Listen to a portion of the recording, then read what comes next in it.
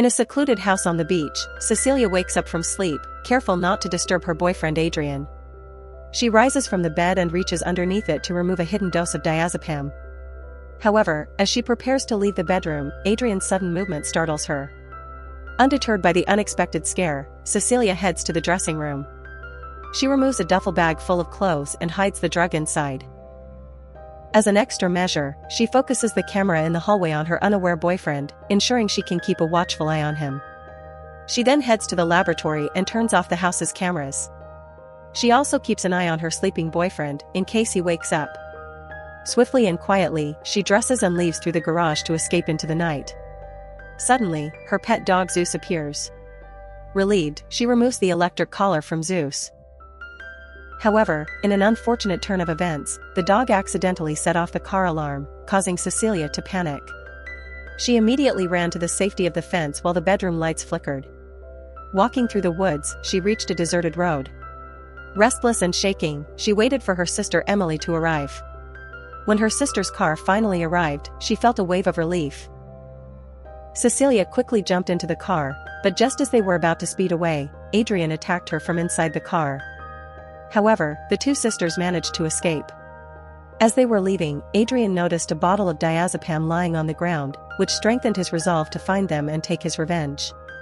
2 weeks later, Cecilia was taking refuge at her friend James' house. She was overcome with fear, hesitant to go outside. In addition, she also takes some more precautionary measures and covers her computer camera.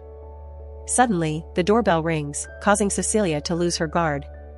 It is Emily who has come to visit her. A wave of panic runs through her as she immediately suspects that Adrian has sought her out. However, Cecilia is surprised when her sister receives the unexpected news that Adrian has committed suicide. In a state of emotional turmoil, Cecilia tells James and Emily about the harrowing experiences she endured under her husband's control. It was not just physical violence that marked his abuse, but extreme control over her, from her appearance to her thoughts and speech. The next day comes, and Cecilia steps out of the house with renewed ease. James also gives her a letter addressed to him. Later, Cecilia and Emily find themselves in a law office. They listen to Adrian's brother, also a lawyer, read the deceased's last wishes. The deceased, in a surprising turn of events, has bequeathed Cecilia the sum of $5 million. However, this gift comes with an important condition: Cecilia must never face criminal charges or be diagnosed as mentally unstable. Back home, overwhelmed with gratitude, Cecilia decides to express her gratitude to Sydney and James. James receives a grand staircase, a symbol of his support, while Sydney is given a bank account to fund her dream of attending fashion school. Despite the celebration, an uneasiness continues to haunt her. The feeling that someone is watching her persists. The next day, James, ready for work, asks Cecilia to wake Sydney. Cecilia heads to Sydney's room, but in her haste, she leaves the stove burning. Breakfast is a mess as the food mysteriously catches fire, but thankfully, Sydney saves her. Later that day, Cecilia's intuition takes over, and she searches every corner of the house because she still feels someone is watching her. The silence is broken when the front door creaks open, causing Cecilia to panic a little. She cautiously walks towards the entrance, but finds nothingness. Night falls, and we find Cecilia and Sydney lying in the same bed. Suddenly, a mysterious force pulls their covers off, causing Cecilia to wake up. Her sleepy eyes dart around the room, and catch a glimpse of a figure. She is relieved when she realizes it is just Sydney's mannequin. Cecilia finds the cover and bends down to pick it up from the floor, yet a tingling sensation grips her. It seems like someone is sitting on the empty chair nearby. Reacting instinctively, she tosses the cover towards it, but finds an empty space. She pulls the covers off, but they stay stuck as if someone is standing on them. Fearing the unknown, Cecilia lets out a terrified scream and James comes running into the room. James, trying to comfort his friend, consoles her and urges her not to let the horrific memories of Adrian take over her. The next day, Cecilia goes to a job interview. Although everything seems to go well, the real trouble arises when the interviewer requests to see her portfolio. When Cecilia puts her hand in her bag, she finds it empty. Her work is nowhere to be found. Overwhelmed by the situation, Cecilia's emotions run high, eventually causing her to faint. James takes her to the hospital. Later, Cecilia, while taking a shower, hears the phone ring. Quickly grabbing the receiver, she hears her doctor's voice on the other end. The doctor attributes her fainting to dangerous levels of diazepam in her body. As Cecilia's mind races to comprehend this shocking revelation, she notices a bottle of diazepam sitting on the bathroom sink. Even more terrifying is that this is the same bottle she used to drug Adrian. Later, Cecilia takes James with her to visit Adrian's brother. Cecilia claims that Adrian is not actually dead and has somehow mastered the art of becoming invisible, and since he specializes in optics, she is sure her brother knows the secret. However, Adrian's brother gives Cecilia a photo of Adrian's lifeless body and confesses that he was relieved when his brother died.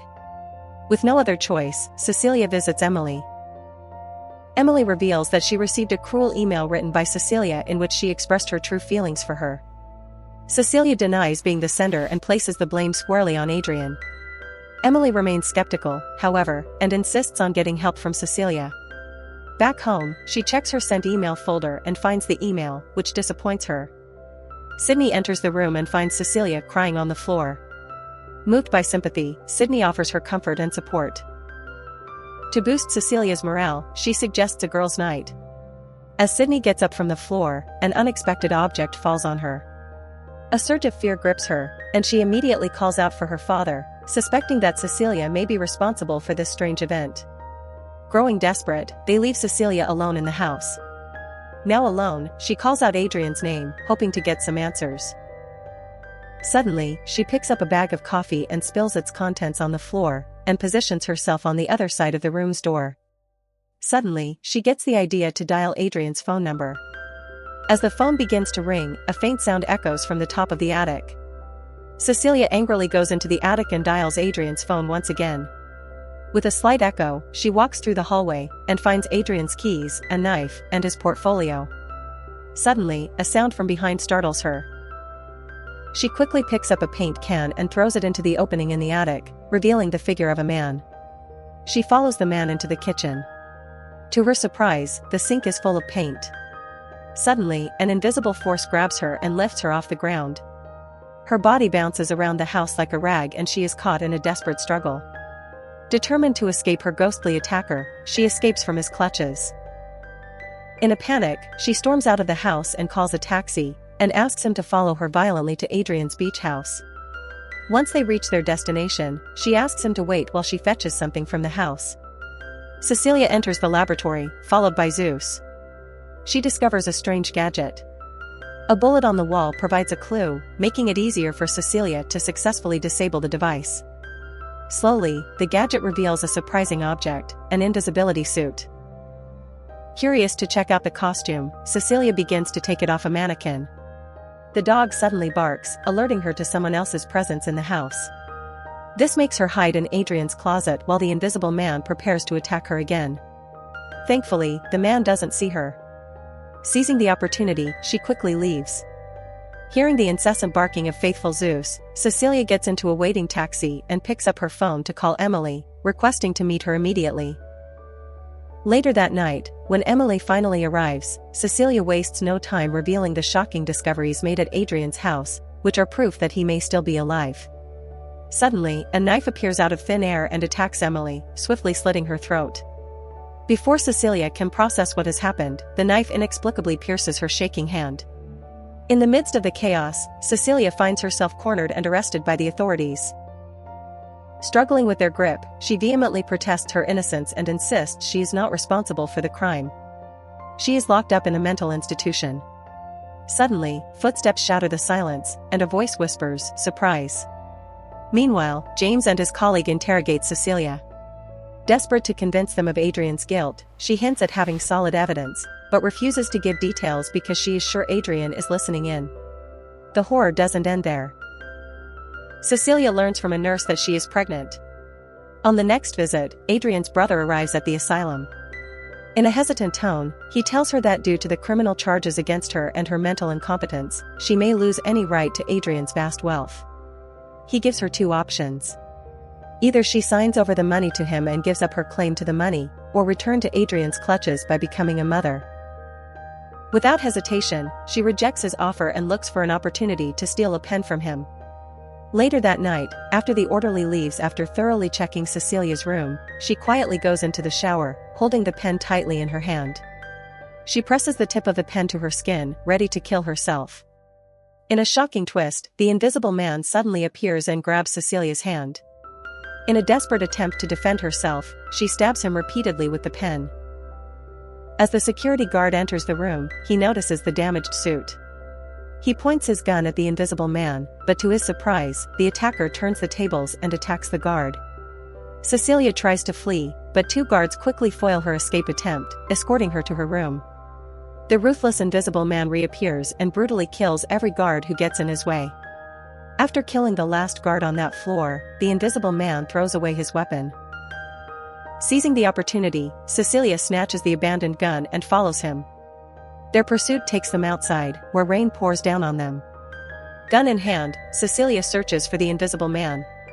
Sensing movement nearby, she follows the sound, unaware that security guards are also approaching. Suddenly, he springs from his hiding place and grabs her tightly, his hands wrapped around her neck. In a terrifying warning, he threatens to harm her loved ones, specifically mentioning Sydney. Motivated by her determination, Cecilia fights him off, refusing to fall under his control. Cecilia finds herself being pursued by the invisible man in a speeding car. Desperate to save herself, she opens fire, crashing into another vehicle. Seizing the opportunity, she takes over the crashed car and resumes her journey. She dials James' number, instructing him to return home immediately to protect Sydney. Meanwhile, the invisible man reaches home and enters her room.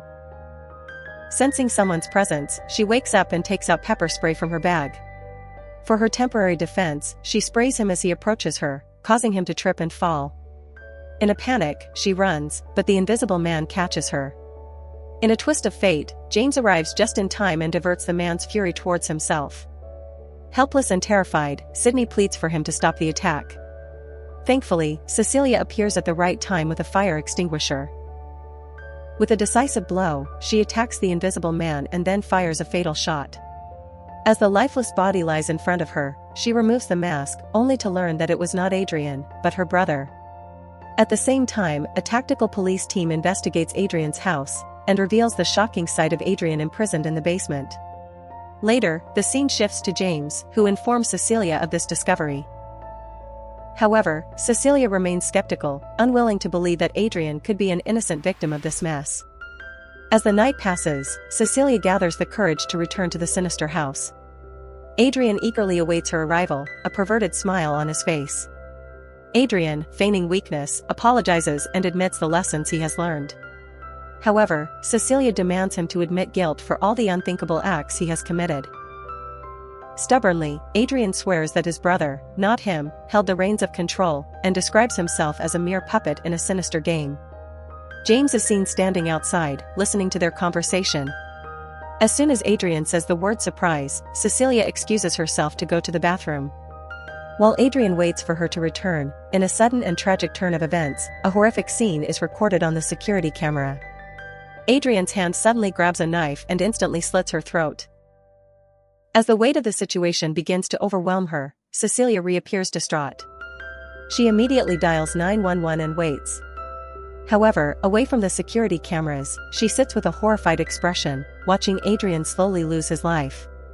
In the midst of this horrifying scene, James arrives at the house. He notices a bag that Cecilia is carrying that contains the invisibility suit. Filled with a mixture of confusion and concern, he cautiously wonders if her intentions were premeditated. Yet, instead of giving a direct answer, she decides to dodge the question, leaving James to ponder over the incident. Triumphantly, she walks away.